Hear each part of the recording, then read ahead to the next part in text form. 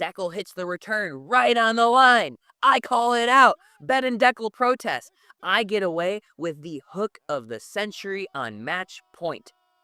But wait, just hold your horses a second, all right? Unlike the Alhuni-Tyson match, the referee actually confirmed the call instead of saying, not enough to overrule.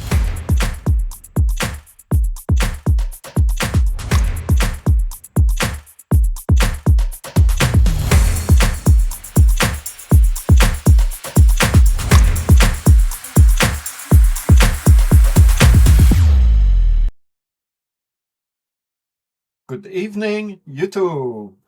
I'm very excited to be here tonight for this very first episode on this channel.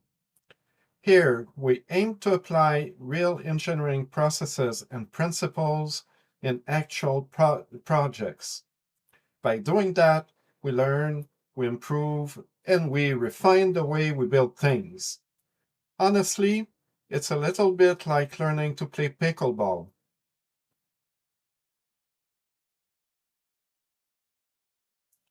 So, when I started playing pickleball in May this year, 2025, I couldn't even serve properly. So I was trying to serve and the ball was being sprayed like everywhere. So the balls went outside the court, uh, way out on the right or the left, or even went into the net, and it was a total disaster. I remember someone came to see me and said, "You know what? Um, um, you're removing the fun that other have to play just because you don't have a chance to win any points because you're serving everywhere." So yes, when I started, it was kind of quite a challenge for me. Um, but then this summer, I went to the tennis court. So in the city I live, they painted pickleball lines on this tennis court, and I spent the whole summer, sometimes an hour and a half to 2 hours a day um, on the court, just practicing my serve. And I remember the first time I practiced the serves, it was the drop serve. So you drop the ball, you let it bounce, and then you hit your serve. Because um, my thought was that my drive wasn't that bad. So if I let the ball drop, I could hit it without a problem. And so I spent a lot of time practicing this one, and then I started the volley serve. And the first ones I did were very painful. Um, it was very bad. I didn't have fun just because the results weren't good at all. But um, by practicing, things improved, and today I have quite a respectable serve. So um, when you practice a lot, the idea is that at first it may suck, but then you improve and you have more and more fun of doing this thing just because you master it um, way more. So it's the same thing with projects. So in a project, you will practice some part of the process. So you pick a part you wish to improve and you work on it. And there's always something to improve, especially when you work on your own projects. So let's say it's side projects, you're like me in your basement and you want to work um, on your stuff. Often we take shortcuts. We don't think about CI/CD. We don't think about documentation. And then you go back to your project 6 months later or a year later, and then you don't remember what was the gist of this project. So yes, there's common points between pickleball and working on projects. Um, so we will take time to go about these different phases. So I call them like the pillars of engineering. But first, let's start by talking about IonSoup.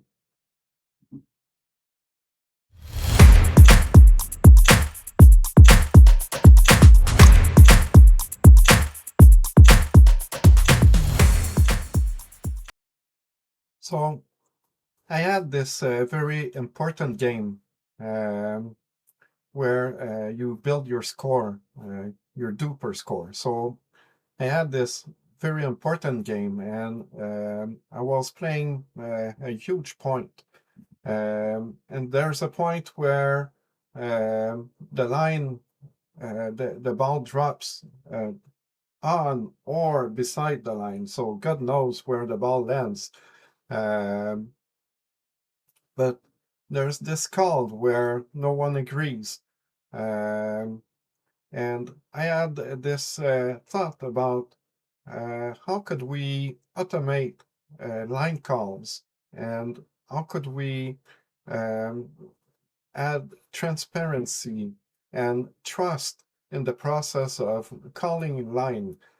Because right now, you need to trust the players you play with.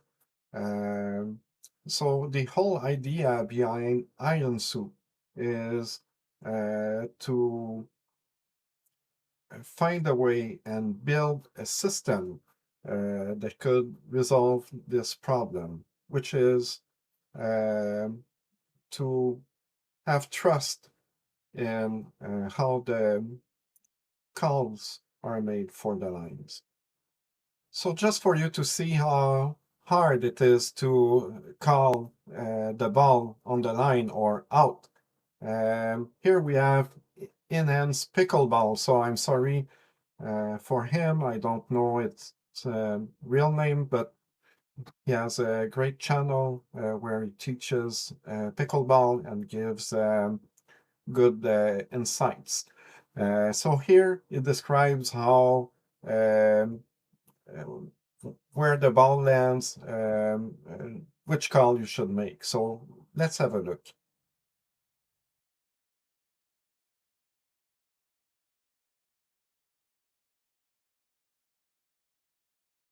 This ball is in, this ball is out. So even though the ball is still hanging over the edge of the line here, it's about where the ball actually makes contact with the ground. So even though in some sports this would be considered in pickleball, it's considered out. Send this to someone who'd call this ball out. This ball is in, this ball is out. So even though the ball is still hanging over the edge of the line here, it's about where the ball actually makes contact with the ground. So even though in some sports this would be considered in pickleball, it's considered out.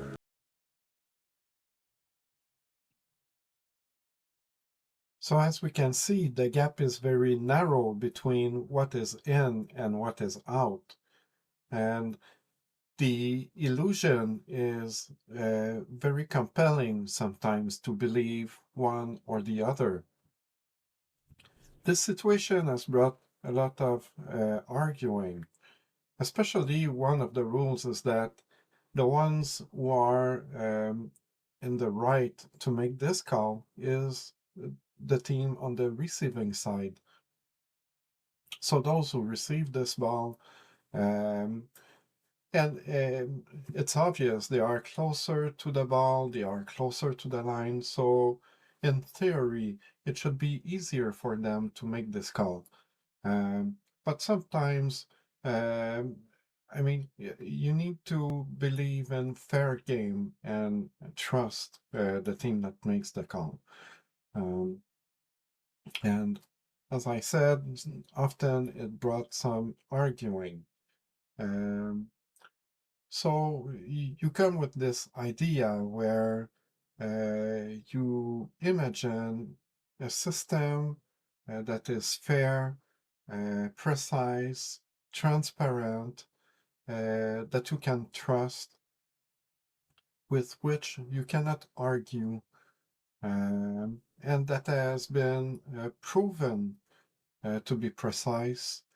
Um, so this type of system could solve, in major part, this kind of problem, and you could also add other features further down the line, um, like keeping the score and other stuff. So um, this is where the idea came from. Um, Now, there are others who had this idea also, so we're not the first, obviously. And they are different kind of players in the field. Um, so here we have an article that talks about PlayReplay. So PlayReplay apparently is known for its system. So this kind of system.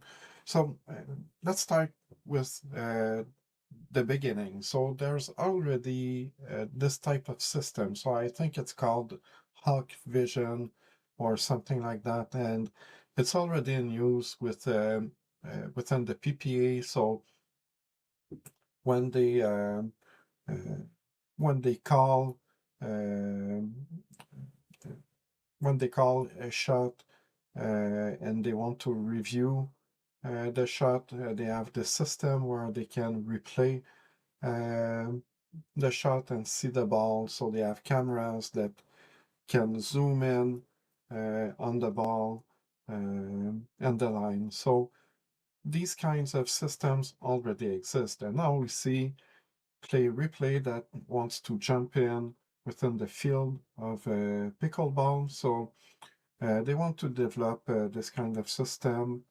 Um, so a nice system. So as I said, they are known, and they want to take over the world. So not only the PPA, but and the MLP, but also recreational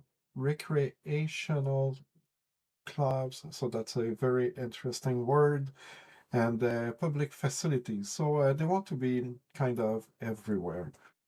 Um, Here, um, they also have AI included in their system.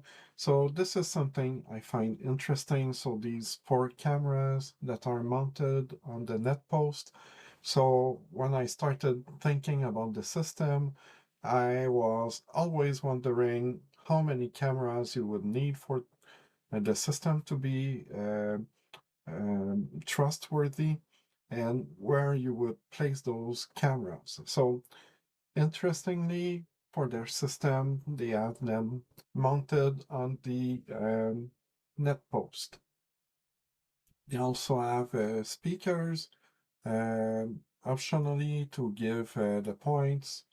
They want to develop 2 modes. So one is a review mode. So in review mode, you can animate the replays, and you have the live mode. So yes, very interesting system, very professional system. Then you have SwingVision. So SwingVision seems to be targeting more the recreational players. So you could use your phone. I don't know if it's only for iPhone or if it's supported for Android also. But you use your phone and they have this post, as we see on the screen. You have a post that you can fix on the fence, and this post will um, kind of track the ball and figure out if the ball is on the court or outside the court. You also have some features where you have information on your watch, and if you want a call for the last ball, you can look on your watch. So they have a cool system. Apparently, with only one camera, it's affecting the precision. So I guess we will figure out while working on this project, but only one camera gives you only limited view, right, on the court. And the other challenge is that the ball might be hidden behind someone or behind something like the net or God knows. So I don't know how they calibrate for the different height, different distance from the court, different type of courts. That would be very interesting. But yes, I mean, they are out there, people use it. So these are people who thought the same, so they wanted a solution for this problem. So yes, but before we start with working on this project, I wish to introduce a kind of framework. I call it the 7 pillars of engineering projects. So it sounds very pretentious, but honestly, it's just a matter of defining what are the different um, uh, sandbox of a project and what, how to use them, uh, how useful they are, what or why should we use them. So I would like to start by sharing this information first, and then we'll start and jump in working on this very interesting project.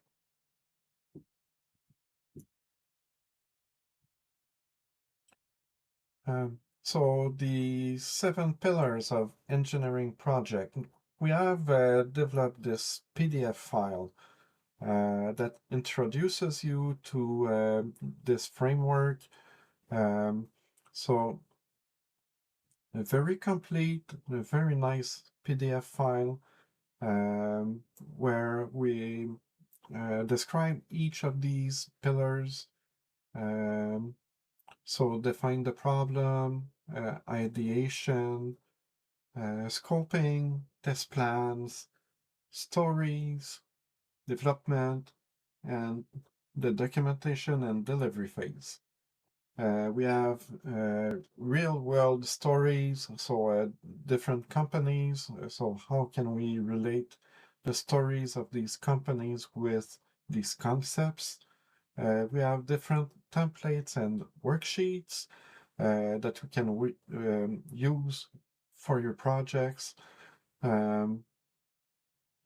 We present lists of tools and many other resources, very, very useful resources that you can find on our website. So if you go to stocklydevs.com, you can just scroll down and land here on our free document on the 7 pillars that you can get.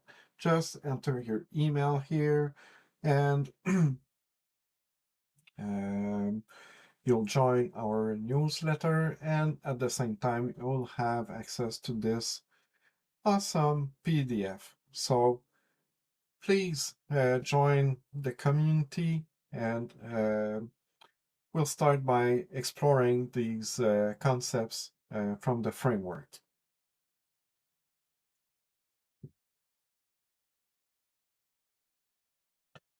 So here, let me introduce you to these 7 pillars. We'll do this quickly. It's just a high-level view of these principles, just for us to know the things on which we will focus while working on this project. So let's start from the beginning.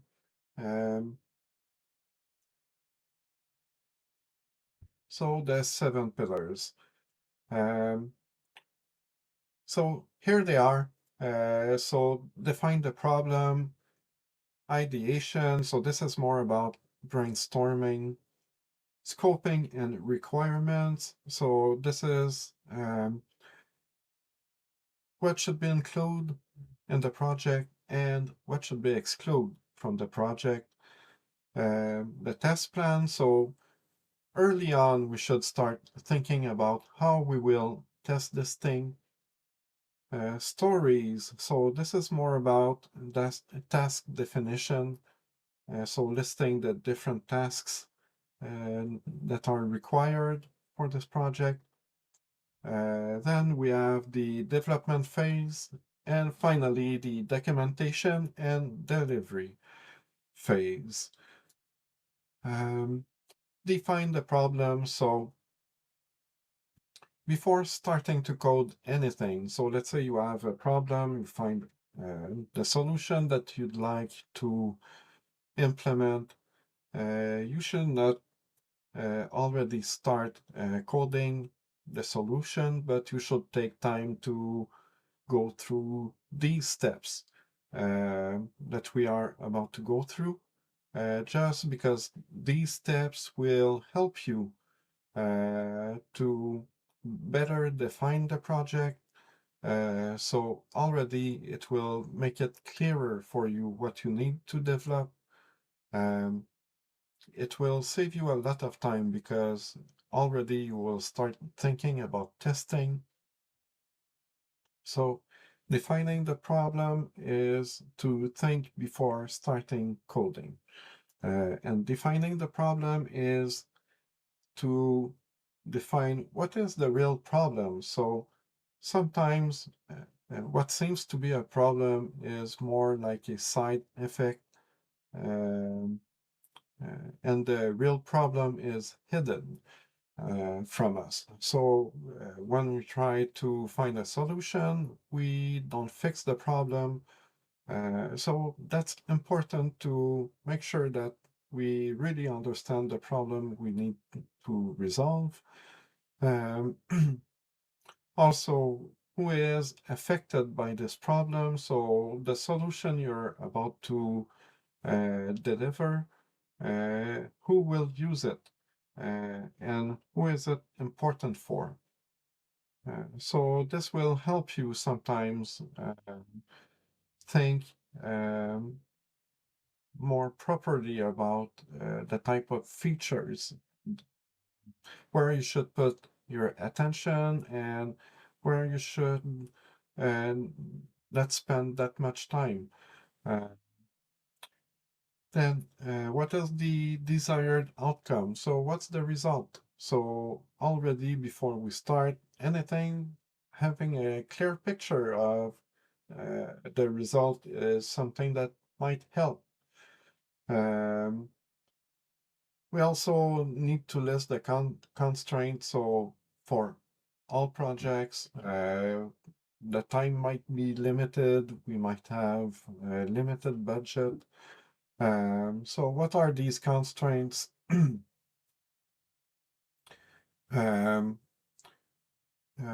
Why are we doing this?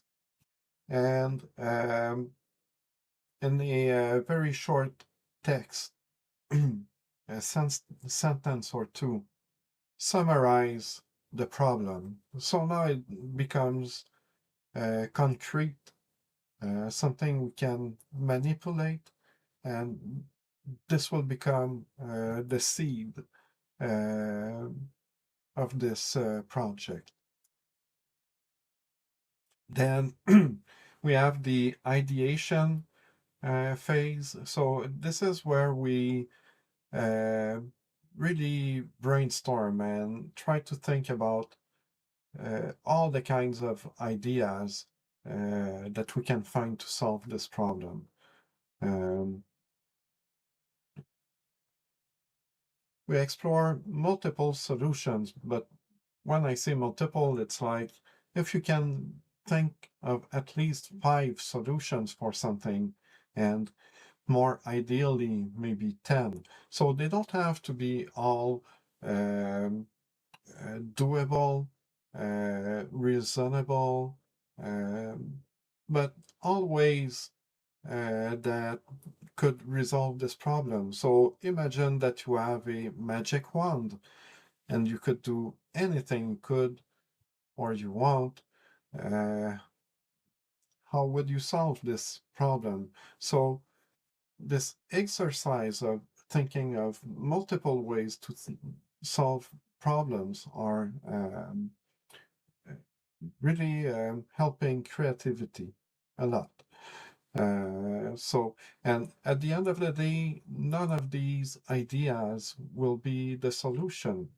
The solution will sometimes, well, often be a mix and match of many of these ideas, because some part of these ideas are not feasible, but sometimes when you mix them with something else, sometimes it's giving something closer to the final solution, or it might inspire for other things. So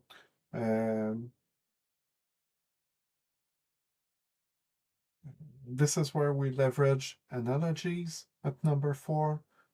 So this is where you make links between the problem you're trying to solve and another problem or another thing that is close enough that you could steal how this thing is solved. Number 3 is super important. So challenge assumptions. Always challenge assumptions. Assumptions are very costly. So this is when you think you know. But if we ask you what is the source of your knowledge, you would say, well, I just know. Honestly, you need to always ask questions. Don't trust that you have the right information. Always try to challenge yourself by validating what you believe is true. So yes, challenge assumptions is very, very important. And then select a feasible direction. So obviously, if we add all these crazy ideas and none of them are feasible, or very few of them are feasible, we need to find a final path that is feasible. So we have to compromise somewhere, right? Scoping and requirements. So this is where we box what we will design. So this is something to, well, it has a few functions, but one of them is to protect you. So if you document what is your scope and what are the requirements, and that the customer or the shareholders sign off on this document, it protects you. So this is what you need to deliver. Everyone agrees on that. The other thing it does is that it limits the things on which you will work. So because it brings clarity on the things you need to deliver, it helps you to not start working on things you should not deliver. So scoping has this dual function. So yes, here you define the boundaries of the project. You list a lot of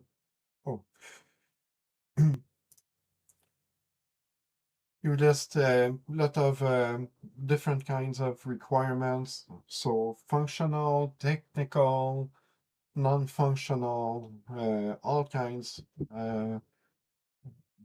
depending of the type of projects on which you work. Then you clarify the inputs. So with what the system will interact with. Um,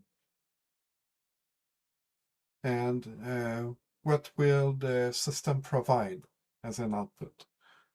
And at the end, this is where you write down these constraints in a scope document or any type of requirements document. And this becomes your Bible, right? So this becomes your truth. This is what you need to follow and deliver. And I like to place the test plan early. So this test plan is not something quite precise, but it's a larger idea on how the system should be tested, what kind of test should be completed. So this will help to develop the system. So the system will be kind of developed based on these test requirements. And also it will help us to implement early some tests like unit test, and by defining at which stage we will deploy which kind of test, we already know at which stage of the development we should develop what kind of test.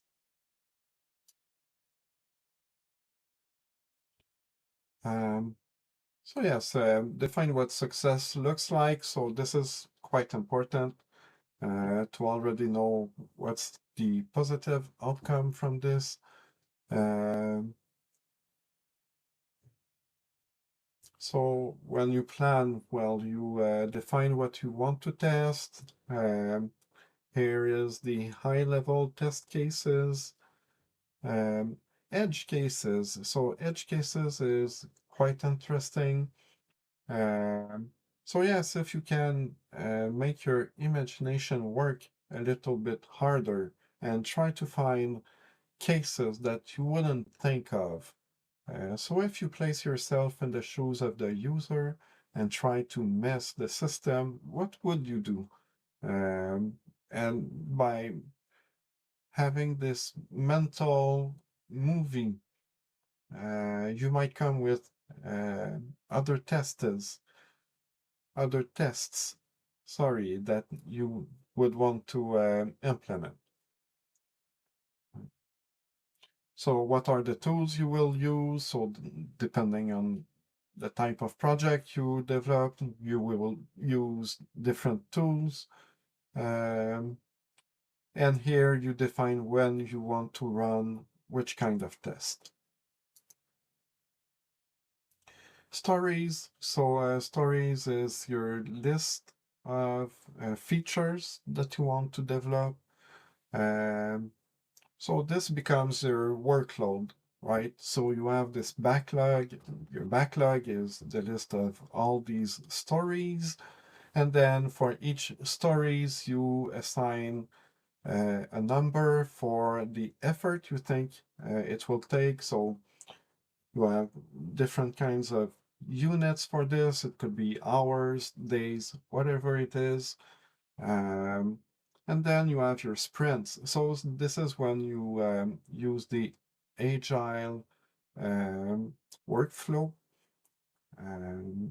So then your sprints usually are 2 weeks long. Then you look at your backlog, you look at the features that make sense together, and based on the effort that they require, then you pick those that you can deliver within the time frame you have. So stories are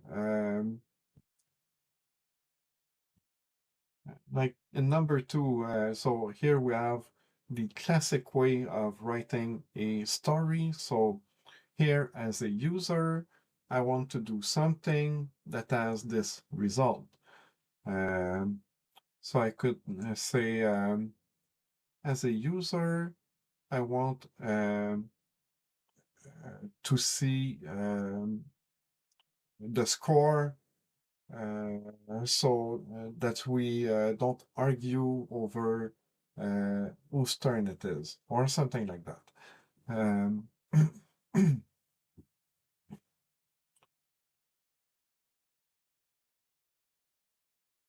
yeah, so here you need to filter your backlog or order it if you prefer. So you need to look which features need to fit together.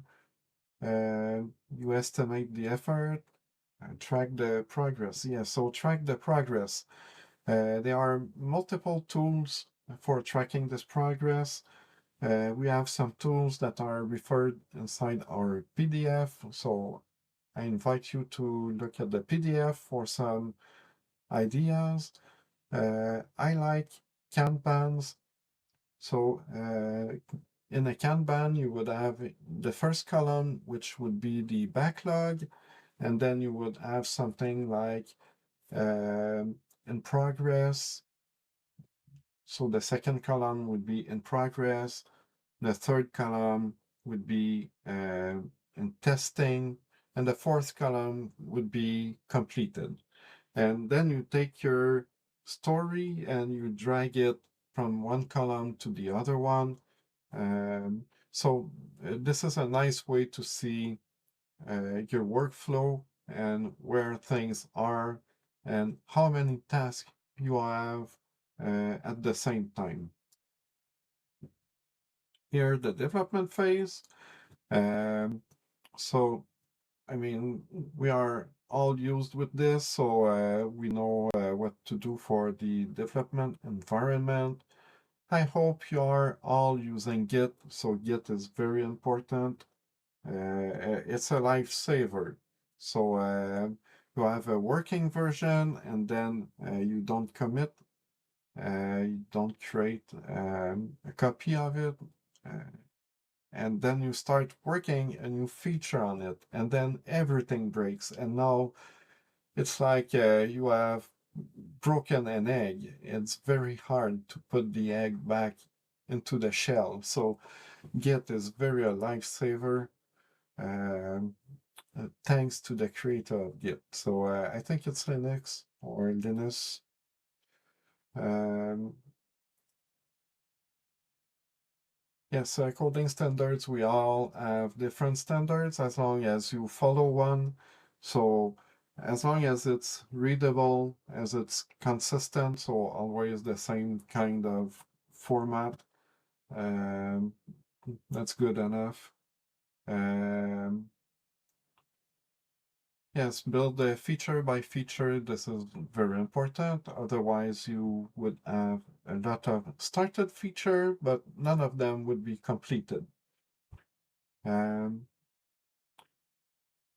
Collaborate. So here, if you work with teammates, what I would suggest is that you should pull the branch on which you're working on. You should always pull each day before you start working or a different moment in the day. If you're ready to incorporate something, always pull. So it will be easier, less merging for you to do. Write test early, obviously. Commit frequently, obviously.